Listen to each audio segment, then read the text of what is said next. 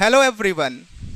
Now I'm going to represent one topic that is very much important in the physics of class 10th, and that is also known as the electricity.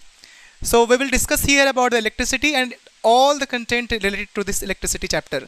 So first of all, we should know that what is called electricity. So electricity is generated. This name has been generated from the word electron. One all the materials around us is made up of atoms.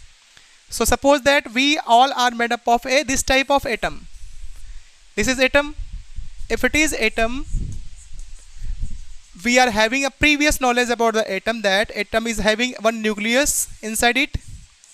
This is its nucleus, and nucleus is having two types of its constituent particles. First one is the neutron, and next one is the proton.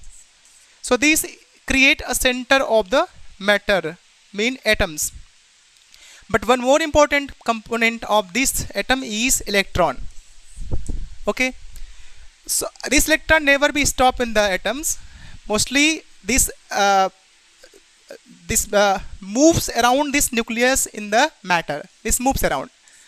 So why I'm teaching this thing? The main matter of electricity is the moving electron is called electricity. What is electricity?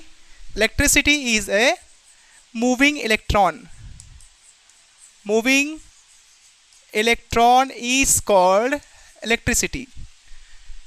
So every material is having its atom, and atoms are having its electron, and when this electron will move around the nucleus, it will create a special type of energy that will be create electricity. Mostly this electricity will be generated with the free electrons, because most of the electrons are engaged with their nucleus, so they are not working.